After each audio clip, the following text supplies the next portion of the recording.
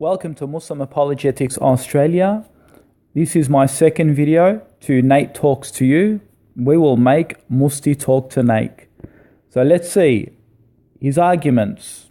Now, we refuted his video earlier on the contradictions on the Quran. So now let's refute his second video where he discusses even more unscientific Quranic verses. So let's run through his video and refute and debunk the atheist. Are you ready to learn more about the utter perfection of the Quran? Last year we delved into this masterpiece and learned that, shockingly, men living in the desert over 1,300 years ago really didn't know what they were talking about. And we actually showed the video, and we showed Nate doesn't know what he's talking about, and those men in the desert actually refuted his arguments through the true interpretation, which Nate actually misconstrued. So watch the video where I completely debunk and refute him. And notice what he's doing now. He's using the emotional card. He's using the appealing, sympathetic card because he's showing texts of Muslims being upset and sending him abuses. But look, let's be professional here. Any Tom, Dick and Harry can send you abusive messages. It doesn't mean your video is good, because I know this is what atheists do. They try and appeal to these messages to say, oh, look, we're hurting the feelings of Muslims. But you see, Nate, you would never be able to stand up in a professional debate and debate an intellectual Muslim who is going to respect you and debunk you. You see, that's what you atheists are scared of, to get challenged. But of course, you can present your videos to these ignorant people and, get these emotional reactions back out of them. But see, that doesn't prove a point. Okay, at the end of the day, there's going to be ignorant people and people who are going to obviously feel emotional and they're going to react in a certain manner. But you see, you can't play with intellectual people who can challenge you with evidence and facts, and that's what you are afraid of. So let's not play the emotional card, bring up all these quotes from Muslims showing, oh, they're just getting emotional. Look, what I'm saying is true. Come on, Nate. Come on, challenge me, mate. Challenge me, and you'll see that you, my friend, cannot stand up. And I was showered with love and tolerance from the religion of peace. Can you feel the love, people? I sure can. Yeah. But if you thought those were the only unscientific verses in this book, oh, you could not be more wrong. In this video, we'll be looking at even more unscientific Quran verses. Number 1, rain. People always complain about weathermen being unreliable, but they're a massive improvement compared to the Quran. According to verse 43:11, rain is caused not by that ridiculous water cycle of evaporation, condensation, and precipitation.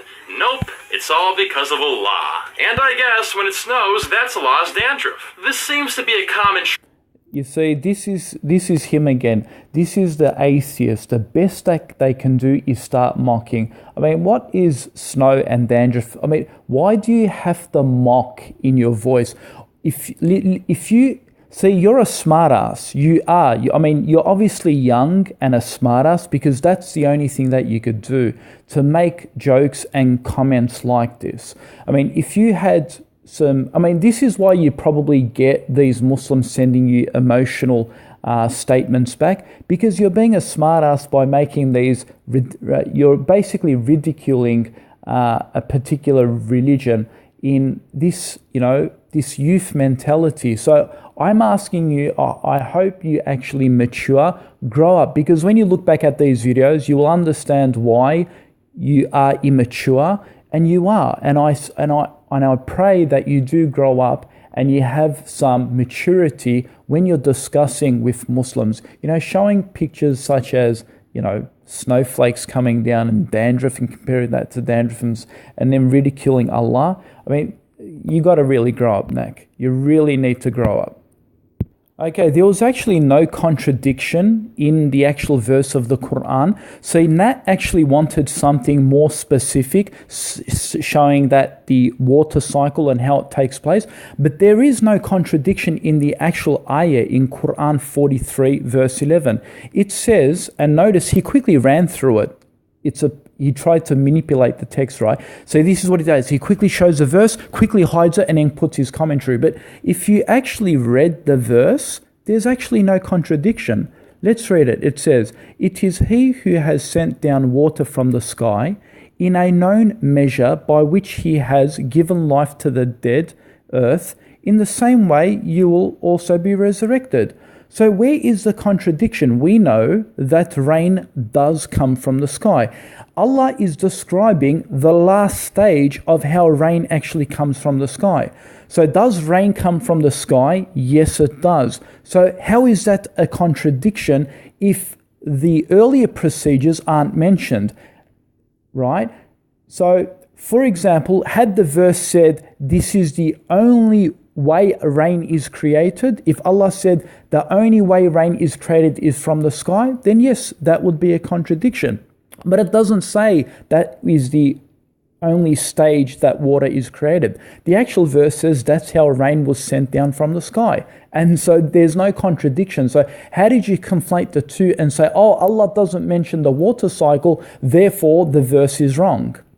I mean, this guy is really hilarious. I mean, this guy should work for Fox News. I mean, great manipulator. He'd actually get a very good job at Fox News or BBC.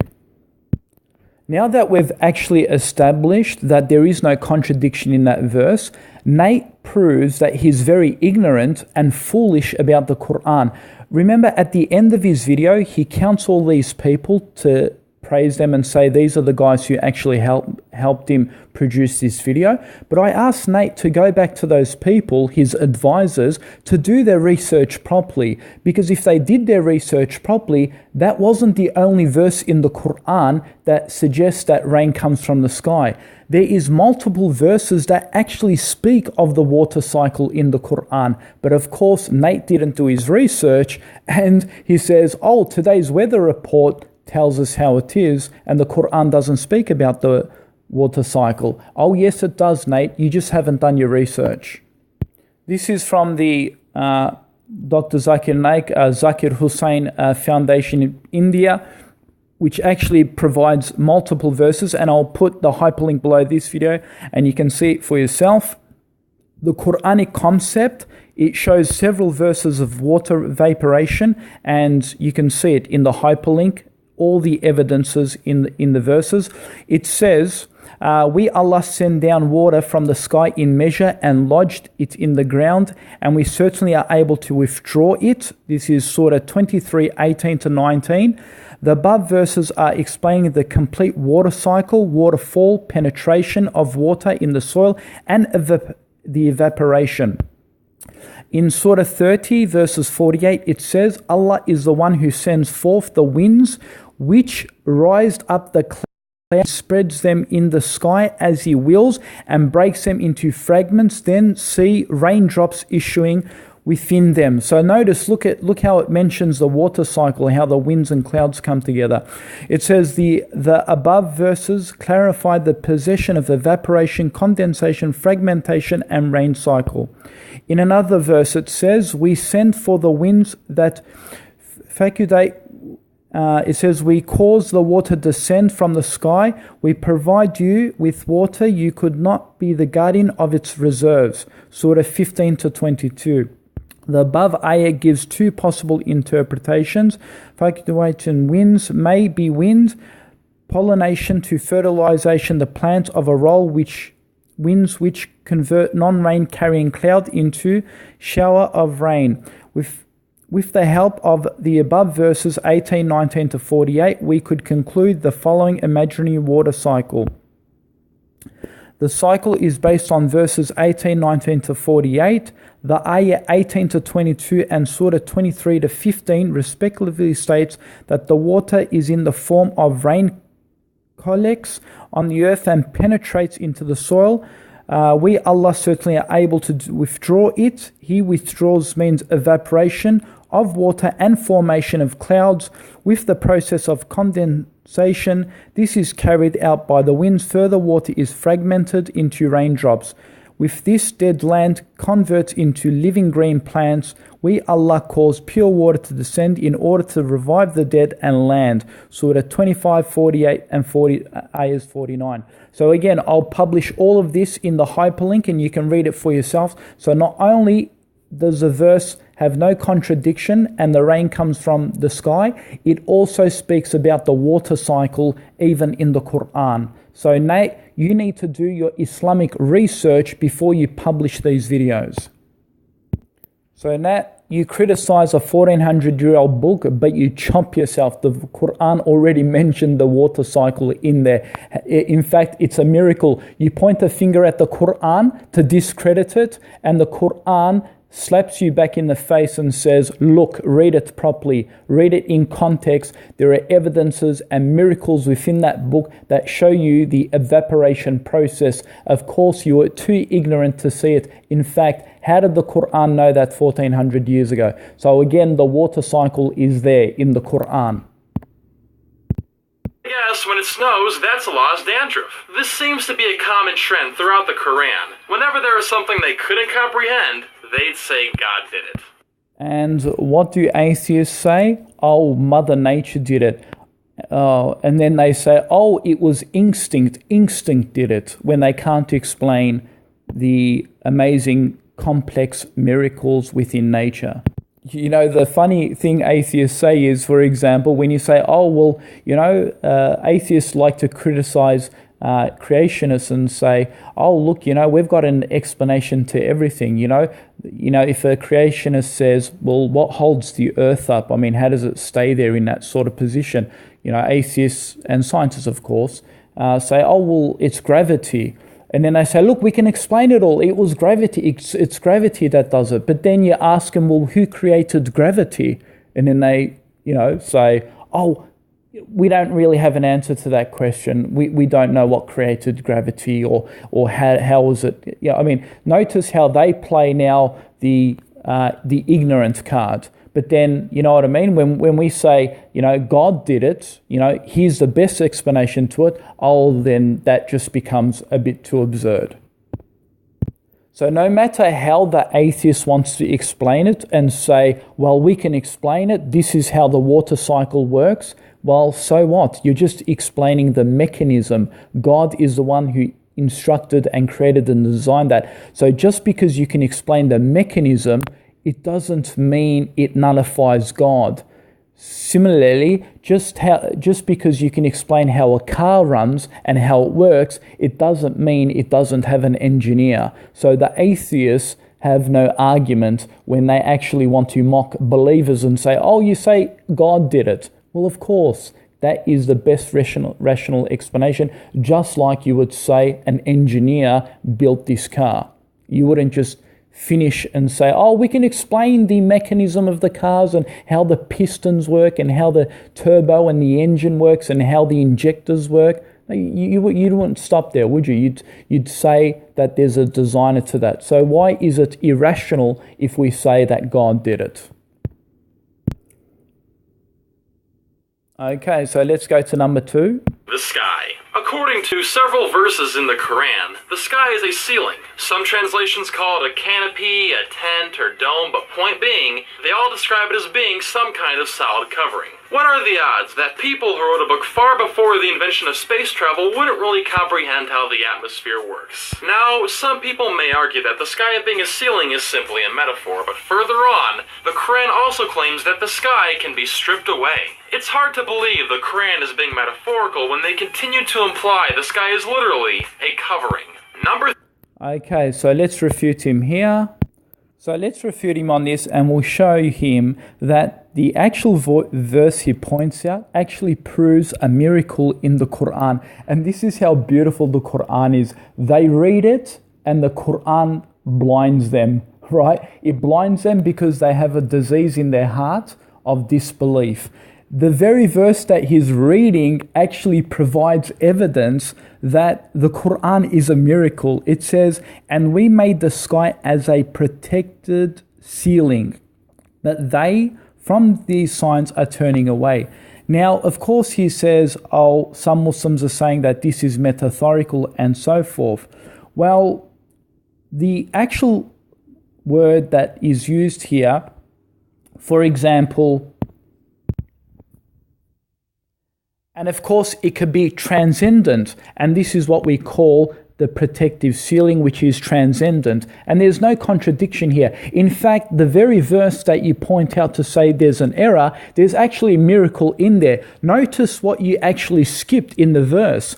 And notice he actually quickly runs through it. But why don't you actually read it properly? It says protective. What's the actual protective element there? It's speaking about either the Van Houten belt, which protects the earth from all of the harmful UV rays. It reduces it.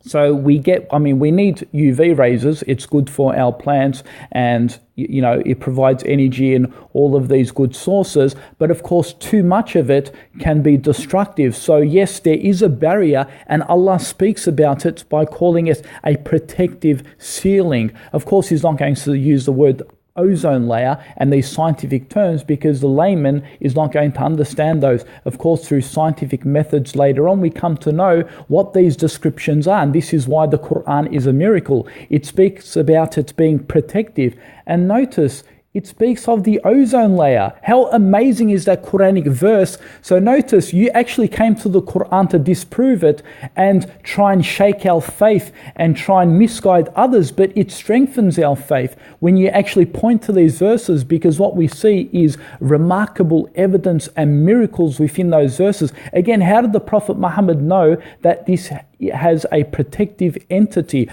It has a transcendent atmosphere, like roof-like, that protects us from a lot of the harmful UV rays. Now, I know what you're going to say. You're going to say, oh, well, people still get skin cancer. Well, so what? People who put sunscreen on there can also get skin cancer. The UV rays and the ozone layers, they actually help reduce it. So Allah puts those protective mechanisms, and if He didn't do that, then I'm sure there'll be a lot more catastrophe. So this is clear evidence that the Quran actually speaks of the ozone and the Van Houten belt, and it's mentioned in the Quran, which is an absolute miracle, clear cut for you to actually accept. So the verse you actually use to disprove Islam actually disproves you and shows you a miracle in it. Allahu Akbar.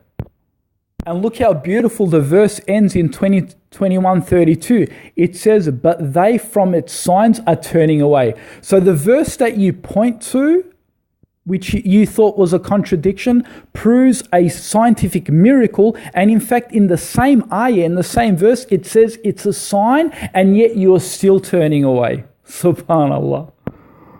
And by the way, folks, I'll put a detailed video below this video showing you the ozone layer being a protective, a ceiling, like a metaphorical ceiling.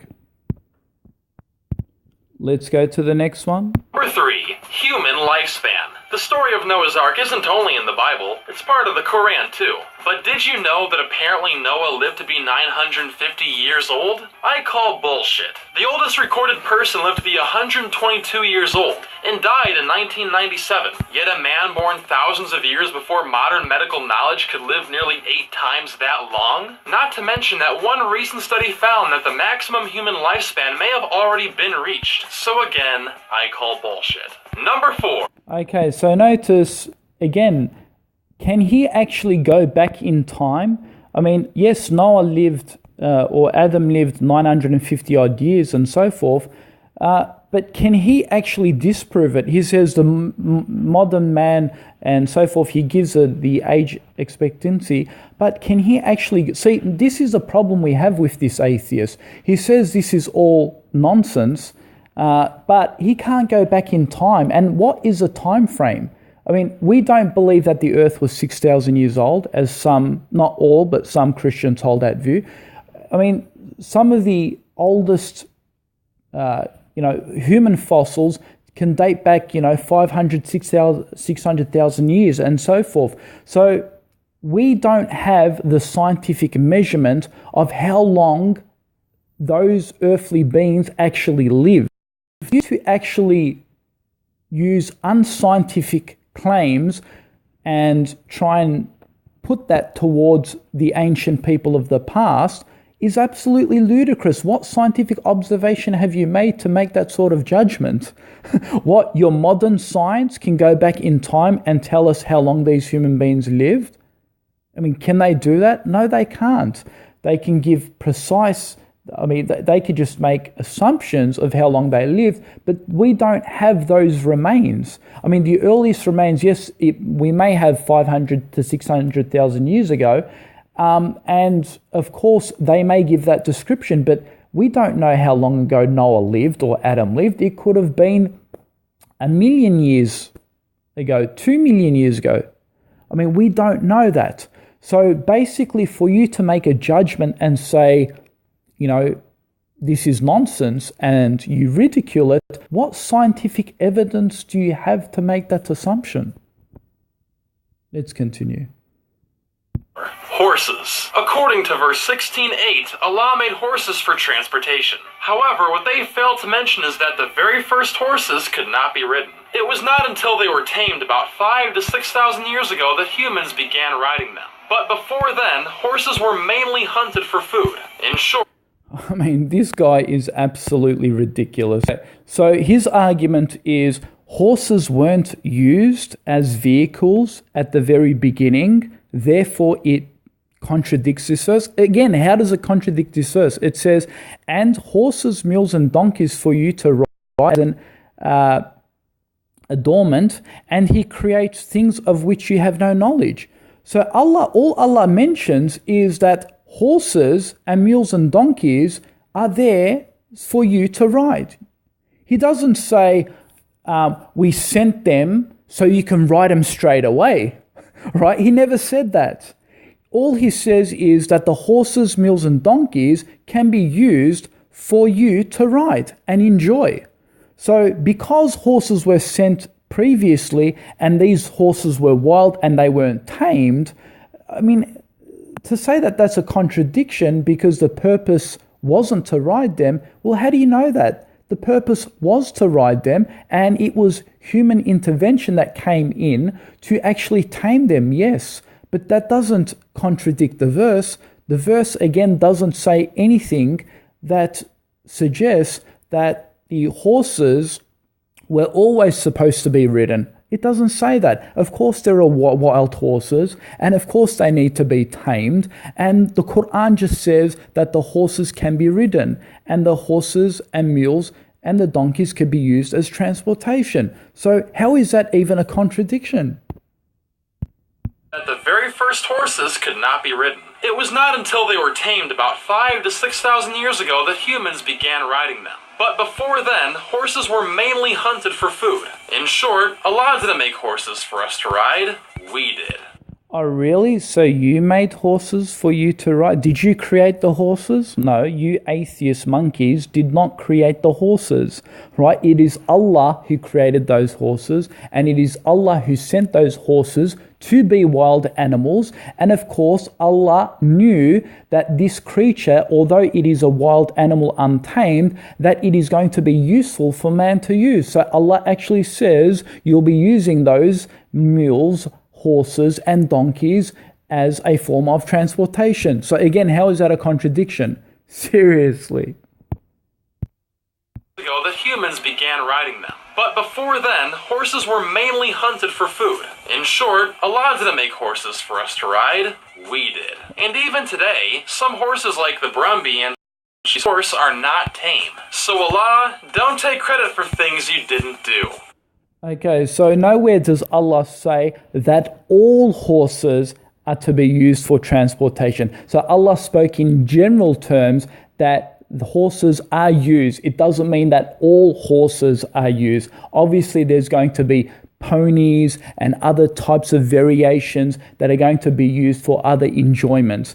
But you see, this is the atheist straw man. Honestly, this guy, we could just sit here and just drown this guy in logic. Okay, so let's go to number 5. Of man. Now, we've understood for quite a while now that humans evolved from ape-like ancestors. So, with the Quran being a perfect book, it must have numerous verses documenting this evolution. Right? Nope, instead we get verse after verse about humans being made from clay. It's science, I tell ya. It's the word of Allah.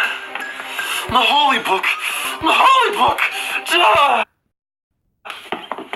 There you go. Like, the guy really needs to grow up. Honestly, he needs maturity. Like, to do things like this, it's not funny. Yeah, it may be funny for his fans and his clowns, but really, I mean, this is what he could do. He is a showman. All he could do to make his argument strong is play around and manipulate, and I mean, that's the only way he can get an audience, right? To be funny, to be a showman. Okay, so let's refute him. You know how we said that the human evolution can actually go back to, ape-looking creatures and so forth. That's where our descendants come from. Let's have a look at the CNN, the oldest fossil remains of Homo sapien. Let's click on the link. And we'll see something very, very interesting in this latest statement. This is from the scientists themselves, and it's been published on the CNN.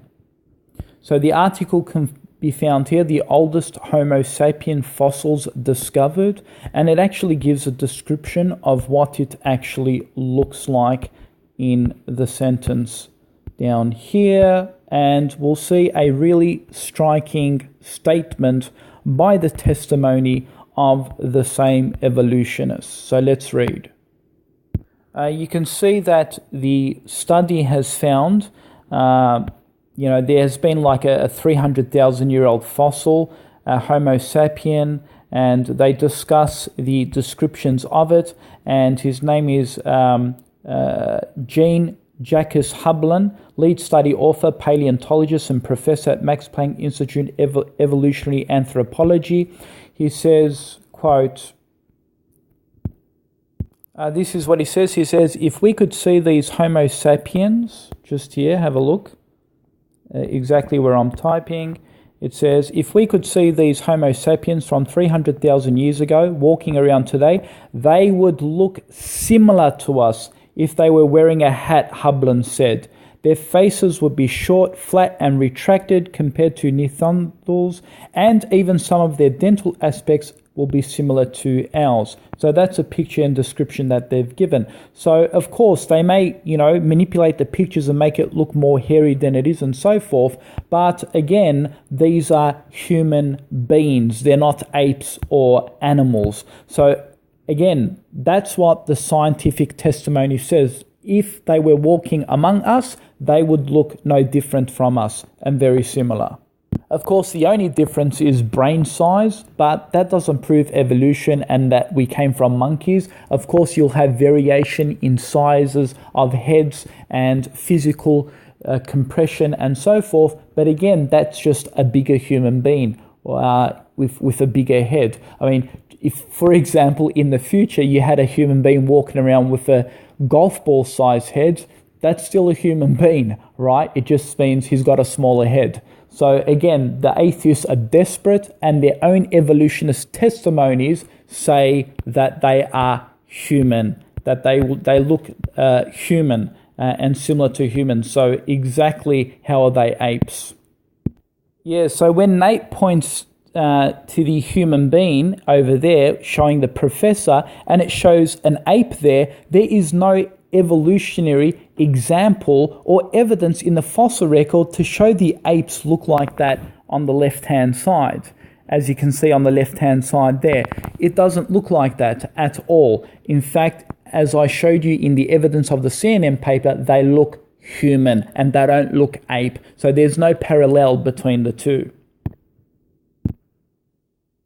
Now, Nate wants to have a go at the Quran verses 55 verses 14. It says, he created man from clay and pottery and so forth. And he wants to make fun of this and throw clay at people. But let's see him get clearly debunked here.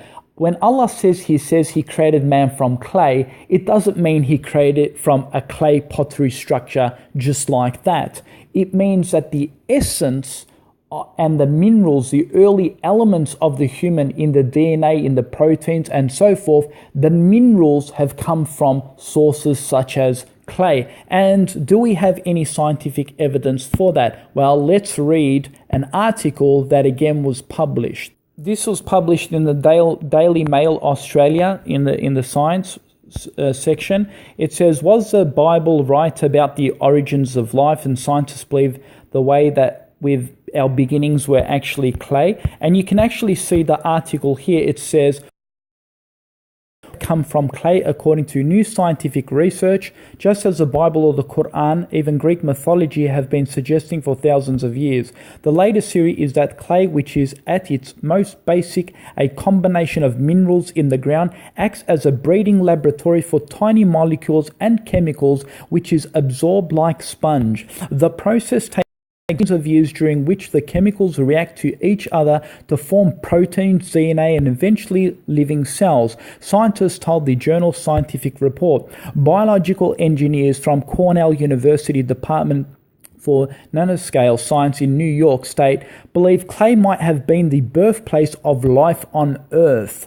And, I'm not going to read the whole thing. You can read the rest of it for yourself, the whole article, and I'll publish it. So basically, when Allah says He has created human from clay, this is talking about the early minerals in the biology, in the chemicals. So again, there is no contradiction here. It is the atheist looking at the Quran for face value and misinterpreting those verses. So yes, in fact, it does have scientific backing. And these are the same atheists, right? These are the same atheists that if you told them where did human beings come from and you scaled it all the way back down the evolutionary tree, they will say it came from atoms, rocks, whatever, from the very early forms which were inorganic, and it went all the way up to the first early matters. I mean, that's where human beings came from those minerals. So Allah also speaks about those minerals, but of course He talks about it being in the form of clay and so forth, the early stages of the earth.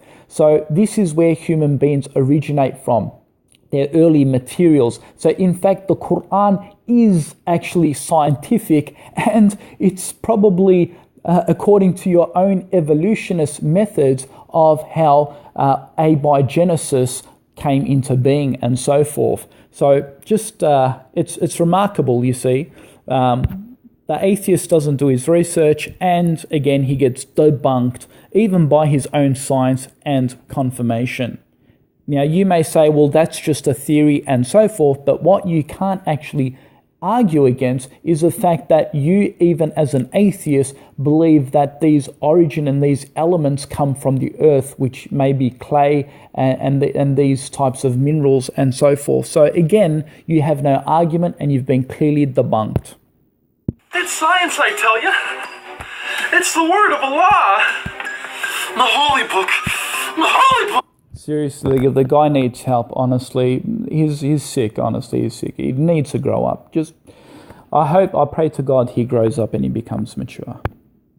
Okay, so let's go to number 6, male and female. And female. According to multiple verses, Allah created everything in pairs, meaning male and female. Well, while this may be true for many organisms, it's not true for all of them. For example, some species of whiptail lizards are all female. Other organisms like bacteria are asexual. And some organisms out there have more than 2 sexes. I guess Allah forgot about a few of His creations. And finally, Okay, so let's debunk him on this. When we actually go to the Quran, you see, it may be a contradiction because of their assertions are based on mistranslations. For example, in Surah Rad, verses number 3, it speaks about, let me quote it. It says, for example, and it is He who has spread the earth and made in firm mountains and rivers and all fruits. He has made in it pairs, 2 of every kind. He makes the night cover the day. Surely there are signs. Notice that in the translations, some of them have got 2 spouses, male and female. So it's got an interjection into the text. But of course, the actual verses here do not say male or female. It only speaks about it being in pairs. And then you can go through it through other verses of the Quran too. For example, in Surah 51:49, it says, "And everything that we have created pairs, that you may receive instruction." So it's more about pairs. It's not really about male and female. And the male and female part is just an interjection into the text. This noble verse does not speak about sexual reproduction. It clearly and indisputably says that of every kind of creation out there, two kinds of creation species exist. To us, we might think of them as male and female, but it is not always the case. Here is probably a better interpretation. This misinterpretation of 51:49 and of everything we created pair, perhaps you will take heed, 51:49.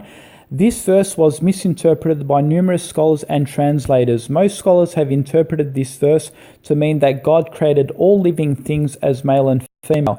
This interpretation is incorrect. We know that there are quite a few examples of organisms which are exclusively parthenogenetic, one sex. Graham Bell's The Masterpiece of Nature has detailed information about the evolution of sexual reproduction.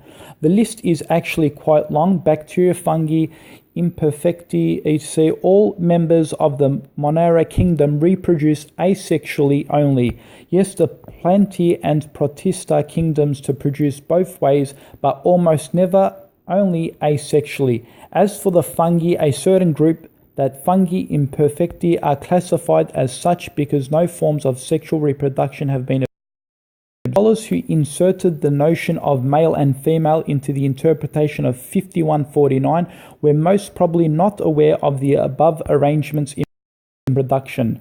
Hence, they unknowingly implied that God's word is in the Quran contradict established scientific knowledge. Let us read the verse one more time, "And of everything we created a pair." Immediately we note that there is no mention in the verse of male and female, but of pairs.